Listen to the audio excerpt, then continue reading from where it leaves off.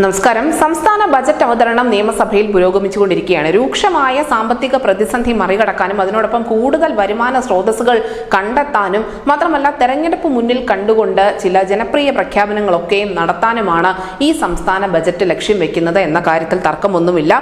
നിലവിൽ സംസ്ഥാനത്ത് സൂര്യോദയ സമ്പദ്ഘടനയാണ് എന്നാണ് ധനമന്ത്രി കെ എൻ ബാലഗോപാൽ പറഞ്ഞിരിക്കുന്നത്. അദ്ദേഹത്തിന്റെ 4ാമത്തെ ബജറ്റാണ് ഇത് എന്നതും വളരെ ശ്രദ്ധേയമാണ്.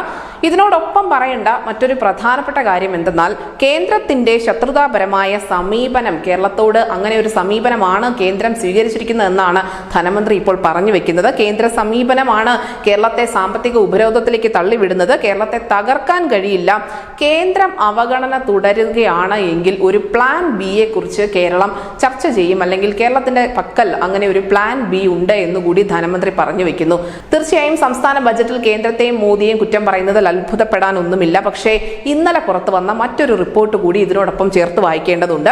രാജ്യത്തെ ഏറ്റവും മോശം ധനകാര്യ മാനേജ്മെന്റ് കേരളത്തിലേതാണ് എന്ന് കേന്ദ്ര സർക്കാർ സുപ്രീം കോടതിയെ അറിയിച്ചത് ഇന്നലെയാണ്.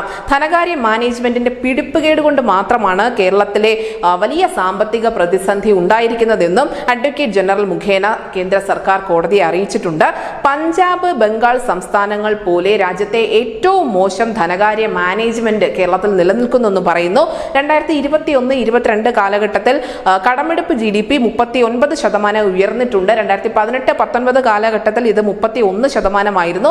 കേന്ദ്ര സർക്കാർ നൽകേണ്ട GST നഷ്ടപരിഹാരം, നികുതി വരുമാനം, കേന്ദ്രാവിഷ്കൃത പദ്ധതികൾക്കുള്ള പണം എന്നിവ കൃത്യമായി തന്നെ കേരളത്തിന് നൽകിയിട്ടുണ്ട്. കൂടാതെ കഴിഞ്ഞ 2 സാമ്പത്തിക വർഷവും ഊർജ്ജ മേഖലയ്ക്ക് 4000 കോടി രൂപ കേന്ദ്ര സർക്കാർ നൽകിയിട്ടുണ്ട്.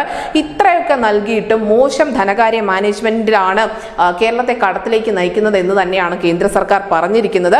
ഇതിന്റെ പൂർണ്ണമായ ഉത്തരവാദിത്വം കേരളത്തിന് മാത്രമാണ് എന്നുകൂടി കേന്ദ്ര സർക്കാർ സുപ്രീം കോടതി അറിയിച്ചിട്ടുണ്ടായിരുന്നു. നമുക്കറിയാം, കഴിഞ്ഞ ദിവസങ്ങളിലൊക്കെ മാധ്യമങ്ങൾ വന്ന പ്രധാനപ്പെട്ട ഒരു ചർച്ചാ വിഷയമായിരുന്നു ജനുവരി 3 തിരുവനന്തപുരം മസ്കറ്റ് ഹോട്ടലിൽ മുഖ്യമന്ത്രി നടത്തിയ ക്രിസ്മസ് പുതുവത്സര വിരുന്നിന് ചിലവായ തുകയുടെ ചില കണക്കുകൾ. അതുകൂടി ഈ ബജറ്റ് അവതരണ വേളയിൽ നമ്മൾ ചർച്ച ചെയ്യേണ്ടതുണ്ട്. പൗരപ്രമുഖർക്ക് വേണ്ടി നടത്തിയ വിരുന്നിൽ ഭക്ഷണത്തിനും വേണ്ടി മാത്രമായി വലിയ സാമ്പത്തിക പ്രതിസന്ധിയുള്ള കേരള സർക്കാർ ചിലവാക്കിയത് 16 ലക്ഷം രൂപയാണ്. വിരുന്നെത്തിയവർക്ക് കൊടുത്ത കേക്കിന് മാത്രം 1.2 ലക്ഷം രൂപ കേരളം ചിലവാക്കിയിട്ടുണ്ട്. പരിപാടിയുടെ ക്ഷണക്കത്തച്ചടിക്കുന്നതിന് വേണ്ടി 10,725 രൂപയും ചിലവാക്കിയിട്ടുണ്ട്.